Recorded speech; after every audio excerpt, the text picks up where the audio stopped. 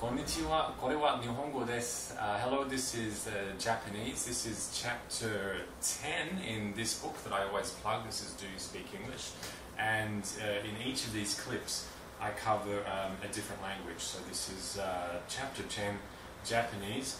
And this is the website here, by the way. So yeah, please follow the website. Go to the blog.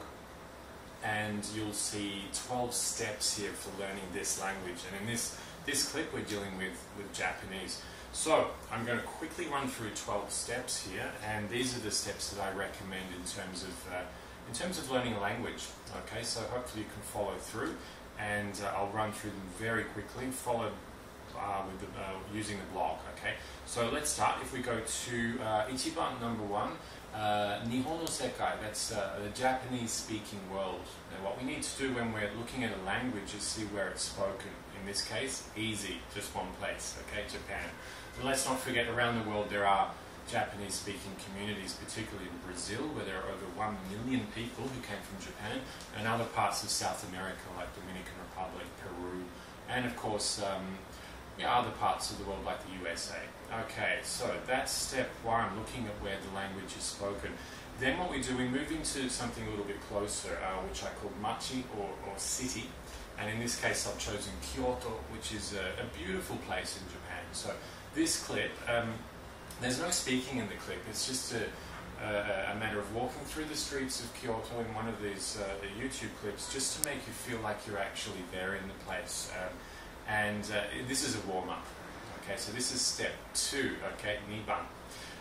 Then, if we go on to Samban, number 3, we're going a little closer now, what I call basho or tokoro, which means place.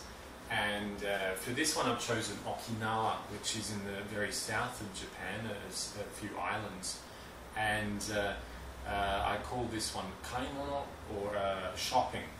Okay, so looking around a marketplace or a street scene, you'll see a lot of street signs, and this is good for the written language, to see how the language is written. And in Japan, places like supermarkets are fantastic for this sort of thing. Okay, so go on to that one, you'll see a typical setting where you'll see the language written. Moving along, if we go on to Yonban, that's number 4, Jokyo, which is situations. Now, seeing how people deal with each other in terms of how they argue, how they have fun, how they fall in love, even. These are important things, and a TV drama is the best way to do this. Terebi, as we say in Japanese. So I've chosen a fairly funny drama in this case. I hope you enjoy it. So that's for step 4. Okay. So we move along to Goban, which is number 5, and for this one, this is where it becomes really interesting. It is Nihon ryori, or Japanese cuisine, otherwise known as washoku. Now, everybody knows about Japanese cuisine. There's not much more I need to say here, but this clip will actually run through a lot of the food that's eaten in this part of the world. This will stimulate your mind and your stomach into learning more about the language. Okay, so it's really a tour of some of the food that's eaten in this part of the world. Now, we're still not past the cooking and eating part yet. We're going to Rokuban, which is step 6, and learning how to make something in terms of Japanese cuisine. And this time I've chosen what's called karage. So karage o tsukuru, which means how to make, I guess it's fried chicken, really, just to simplify it. But it's fun. It's an easy recipe as well. Okay, so it's karage. Okay, if you check this clip here, you'll see this one. Okay, moving on to Nanaban. That's step 7, ongaku, which is music. Now, Japan is the 2nd largest music market in the world. But it's varied from rock music to pop music.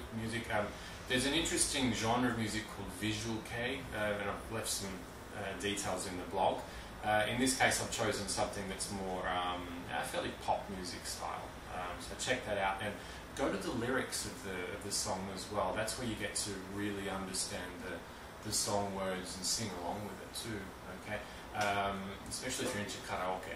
Okay, another word we all know quite well. Okay, moving along to Hachiban, that's number 8. Sport. Okay, sport. Now, understanding what people are into in terms of sport is important. In this part of the world, in Japan, it's yaku, which is baseball. Right, so again, I've left a clip here of a baseball match, so you can see how people get excited about some of their local sports. Alright, so moving along to Kyuban, which is number 9, and this is eiga, movies. Now, like the TV segment, movies is more about without the subtitles. Okay, if the subtitles are there, it should be in the same language. So it should be in Japanese, Nihongo de, if the movie is in Japanese. Okay, if not, it will confuse you.